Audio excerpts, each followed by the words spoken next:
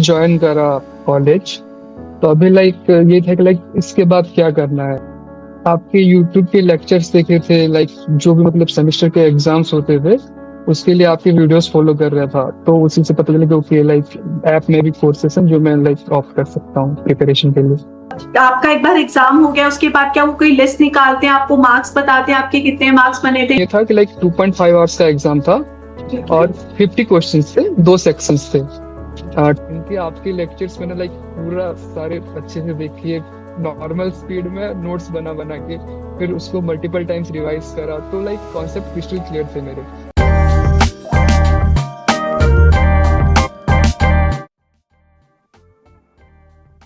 Hey guys, welcome back to my channel Bansal biology. दोस्तों, मेरी आज के इस इंटरव्यू में मेरे स्टूडेंट जुड़े हुए हैं मेरे साथ, जिनका नाम है स्मृति रंजन। इन्होंने इस बार CUET में AIR 13 लाया है। इनका HCU में सिलेक्शन हो गया है, उन्होंने HCU में एडमिशन भी ले लिया है। उसी के साथ साथ इनका IISER TVM में भी सिलेक्शन हो गया था, वहां पर भी इनका एडमिशन हो गया था, बट इन्होंने HCU चूज किया और HCU में इन्होंने सिलेक्शन ले लिया, एडमिशन ले लिया कंप्यूटेशनल बायोलॉजी के कोर्स में। So Smriti, welcome to Bansal biology and congratulations.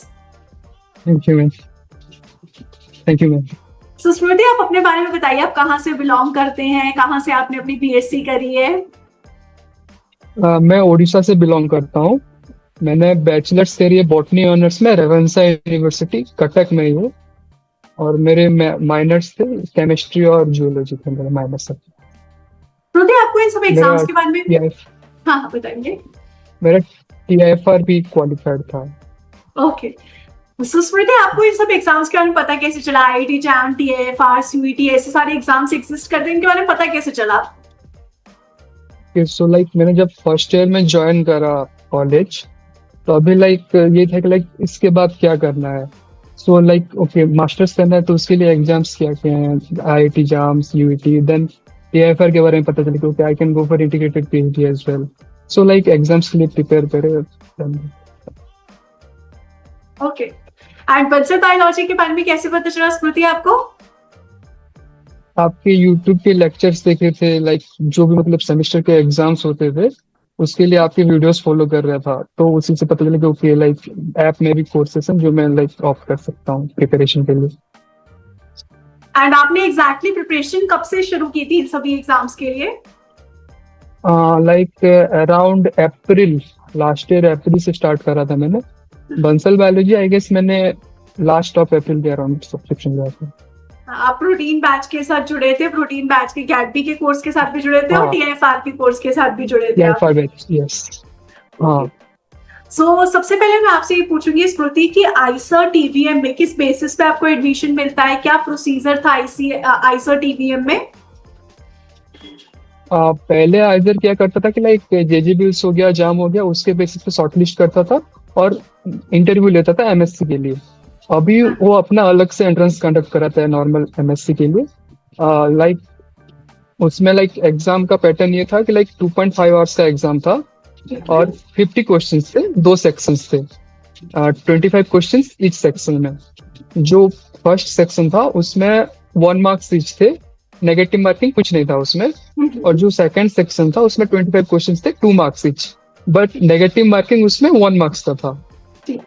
Total 75 marks का एग्जाम था। ये OMR बेस्ड था एग्जामिनेशन। सिलेबस में फिजिक्स केमिस्ट्री भी आते थे, थोड़े बहुत मैथ्स के भी आ गए, लेकिन कोर जो था वो बायोलॉजी का ही जो था। कॉन्सेप्ट्स क्लियर होने से हो जाएगा, ऐसा कुछ डिफिकल्ट नहीं था। इवन फिजिक्स केमिस्ट्री के भी ऊपर ऊपर से क्वेश्चंस आइडिया है, फॉर्मूलाज याद है तो मैंने करना है।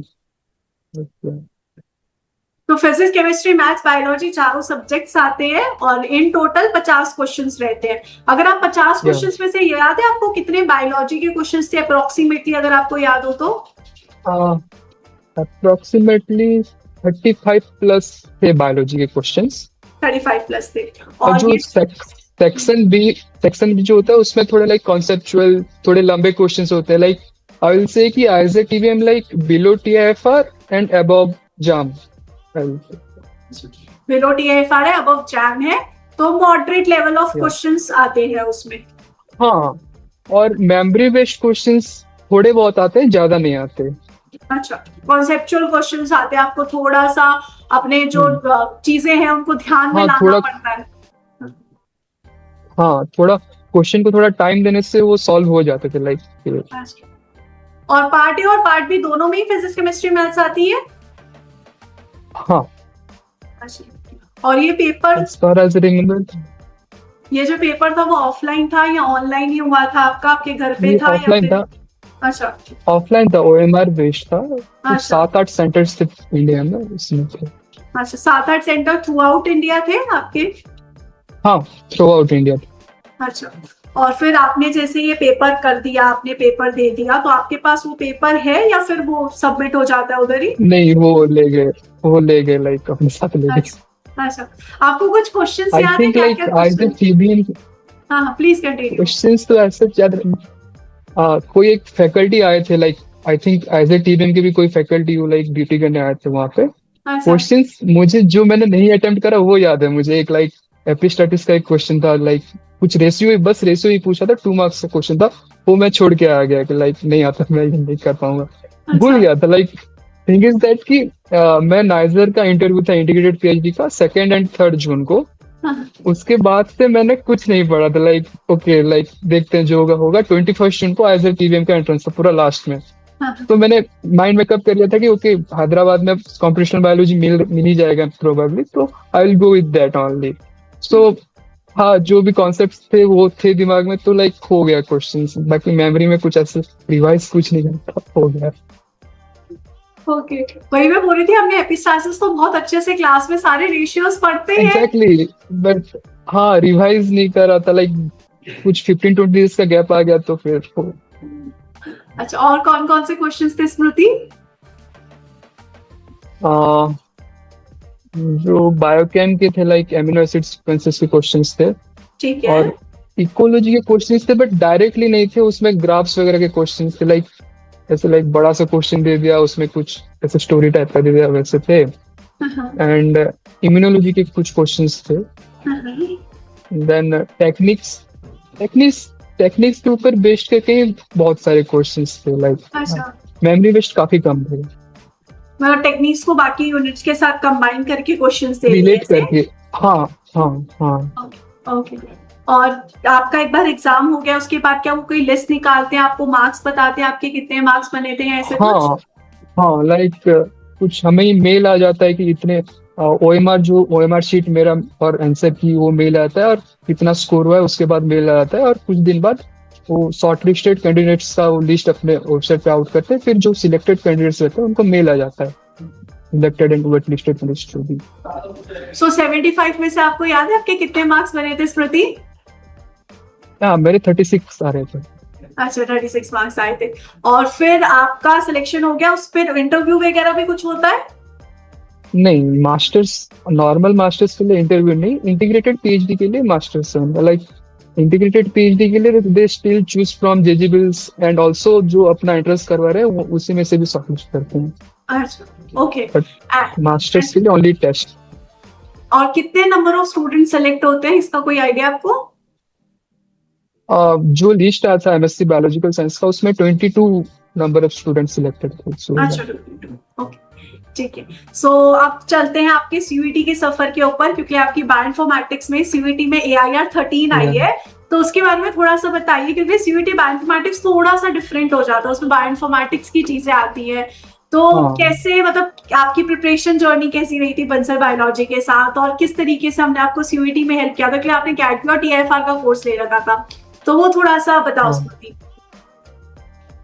CUT बायोइन्फॉर्मेटिक्स लाइक उसमें बायोलॉजी के क्वेश्चंस भी बहुत सारे आते हैं like any like general topics जितने भी हो गए, तो वो तो क्लियर ही थे कि लाइक इसमें से क्वेश्चन आएगा तो कर ही लूंगा। बाकी जो लाइक बायोइन्फॉर्मेटिक्स वाला पार्ट था उसमें जो कुछ कुछ लेक्चर्स देखे थे, और मैंने अपने से मतलब कुछ कुछ यहाँ वहां से ढूंढ के पढ़ लिया वगैरह, और शुरू से ही फैसिनेटिंग लगता था ड्राई लैब वाला पार्ट, तो मैं लाइक कोर्सेरा वगैरह से कुछ कुछ पढ़ा था, कुछ यूट्यूब वीडियो से रैंडमली, तो वो भी काम आ गए, और कुछ कुछ से जो लाइक कुछ पूरा ही बेसिक्स, पूरा ही लाइक सरफेस लेवल क्वेश्चन आते हैं, जो भी लेट्स से प्रोग्रामिंग के क्वेश्चन हो गए, पूरा ही सरफेस लेवल क्वेश्चन आते थे, तो लाइक ऊपर ऊपर से सरफेस लेवल आइडिया है तो भी मैनेजेबल है बायोइन्फॉर्मेटिक्स। डिसेंट स्कोर लाइक आ जाएगा।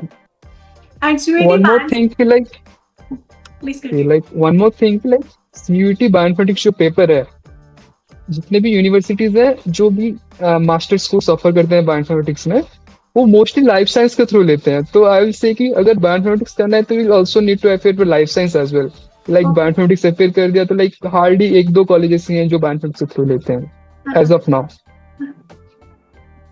एंड सीयूईटी बायोइन्फॉर्मेटिक्स की अगर हम बात करें और गैटबी के बायोइन्फॉर्मेटिक्स की बात करें, दोनों में बायोइन्फॉर्मेटिक्स आते हैं। तो दोनों के क्वेश्चंस अगर हम कंपेयर करें, गैटबी के बायोइन्फॉर्मेटिक्स के क्वेश्चंस और सीयूईटी के बायोइन्फॉर्मेटिक्स के क्वेश्चंस, तो सेम लेवल पे होते हैं दोनों ऑलमोस्ट। ऑलमोस्ट। अच्छा, या लाइक थिंग इज दैट कि CUET में 75 क्वेश्चंस हो जाते हैं और टाइम भी बहुत कम होता है, तो उसमें मैनेज करना थोड़ा डिफिकल्ट होता है, बट या मैनेजेबल है। मैनेजेबल हो जाता है। और इसमें पूरी जर्नी में श्रुति, आपको बंसल बायोलॉजी ने किस तरीके से हेल्प किया? क्योंकि आप एक साल जुड़े थे हमारे साथ, तो एक साल हाँ। हमने मतलब बंसल बायोलॉजी का क्या रोल रहा आपकी प्रिपरेशन में? लाइक मैंने जब सब्सक्रिप्शन लिया स्टार्ट करा पढ़ाई मैंने आई रिमेम्बर कि मैंने 31st को लिया था, आई गेस 31 मई को सब्सक्रिप्शन लिया था। तो मैंने स्टार्ट करा था जितने भी जनरल टॉपिक्स हैं, biochem, mol bio, genetics, cell bio, या दिस ऑल। लाइक इनके आपके लेक्चर्स मैंने लाइक पूरा सारे अच्छे से देखिए, नॉर्मल स्पीड में नोट्स बना बना के, फिर उसको मल्टीपल टाइम्स रिवाइज करा। तो लाइक कॉन्सेप्ट क्रिस्टल क्लियर थे मेरे। इसमें से जो भी क्वेश्चन है ये तो कर ही लूंगा, ये जो जनरल टॉपिक्स हैं। और फॉर मी, मुझे इकोलॉजी पसंद नहीं है, तो मैं जो भी एग्जाम दिया हूँ मैंने इकोलॉजी पूरा स्किप करा है कि लाइक ओके, बाकी जो मेरा स्ट्रॉन्ग पार्ट है उसको स्ट्रॉन्ग कर लेता हूँ, इकोलॉजी देखी जाएगी। इकोलॉजी हो गया, माइक्रोबायोलॉजी हो गया, मुझे नहीं पसंद पर्सनली, तो मैं स्किप करता हूँ यूजुअली। स्टिल लाइक जो भी क्वेश्चन आते हैं वो सॉल्व हो जाते हैं कुछ कुछ। बाकी जो जनरल टॉपिक्स थे वो मैंने आपके लेक्चर सारे फॉलो किए थे, लाइक मॉक्स वगैरह कुछ दिए थे, फिर या हो गया, फिर इनफ है, नोट्स ही इनफ है आपको। और इसके अलावा आपने पीवाईक्यूज भी सॉल्व किए थे, जो नई टेस्ट सीरीज हमने अपलोड की हुई है वो भी सॉल्व करते थे आप सारे? हाँ, मैंने एक था लाइक सारे एग्जाम से एक टेस्ट सीरीज था, वो भी लिया था मैंने। हाँ, CUT है, जाम, MSc गैट भी एंट्रेंस का जो किया था, कोर्स और है। वो यस हाँ हाँ। हाँ, तो वो भी काफी सारे मॉक्स दिए थे, या ऑब्वियसली हेल्प करे वो सब, एक ही जगह कंपाइल्ड होके मिल गया। एंड श्रुति, अगर हम देखें तो आपको सीयूईटी के थ्रू HCU मिला है ना, तो HCU में क्या प्रोसीजर है? अगर आपका एग्जाम एक बार क्लियर हो जाता है सीयूईटी का, उसके बाद फिर क्या प्रोसीजर रहता है? This time university of Hyderabad ने ऑफलाइन काउंसलिंग रखा था। हाँ, तो लाइक जैसे कि for example systems and computational value जो मेरा है उसमें 14 सीट्स हैं। हाँ, तो लाइक उन्होंने 5 टाइम्स 10 टाइम्स का जो भी जिन्होंने अप्लाई किया मेरिट लिस्ट निकाल दिया, और एक पर्टिकुलर डेट दिया था कि इस डेट पे आपको रिपोर्ट करना है यूनिवर्सिटी में। पहले लाइक जो भी लाइक रिपोर्टिंग करने के बाद अटेंडेंस होता है कि कौन कौन आए हैं, फिर वो लाइक फिजिकली जो सिग्नेचर किया अटेंडेंस शीट में उनको बुलाते हैं कि ठीक है आप आ जाओ, जो भी है लाइक फिर क्लोज होता है, लाइक सेम डे में ही सारे सीट्स फिलअप हो जाते हैं। ओके। सो आप श्योर थे कि आपको HCU ही जाना है? लाइक हाँ, नहीं प्लीज आप कंटिन्यू। अच्छा, आप कुछ बोल रहे थे, कंटिन्यू। हाँ, मैं बोल रहा था कि लाइक सेम डे ही हॉस्टल अलॉटमेंट भी हो जाती है, like with in next 2 to 3 days he classes भी स्टार्ट हो जाती हैं। अच्छा, ओके। सो मैं आपको वो पूछ रही थी कि आप श्योर थे कि आइसर के ऊपर आपने HCU चूज किया, तो मतलब क्या रीजंस थे? कोई तो श्योरिटी होगी आपके मन में कि मैं इसलिए HCU जाना चाहता हूँ? हाँ, मुझे इंटीग्रेटेड PhD के लिए जाना था। अगर मेरा हो जाता है integrated PhD like let's say NCBS और IISc जहाँ भी, तो I will have opted for any dry lab also, like किसी भी लैब ज्वाइन करता तो ड्राई लैब भी होने वाला था। तो जब ऑप्शंस रह गए कि लाइक अभी CUT में ठीक ठाक रैंक है, हैदराबाद मिल जाएगा, फिर मैंने तो सोचा नहीं, लाइक मेरा ऑप्शन में नहीं था कि एज ए TBM हो जाएगा, बस पता था कि एग्जाम ठीक ठाक गया, देखी जाएगी जो भी होगी। फिर मैंने 14th को यहाँ पे एडमिशन लिया यूनिवर्सिटी ऑफ हैदराबाद में। फिर 17th 18th को आया मुझे मेल, आपको लाइक रिपोर्ट करना है, आपका आ गया, ये फी पे कर दो जो भी है।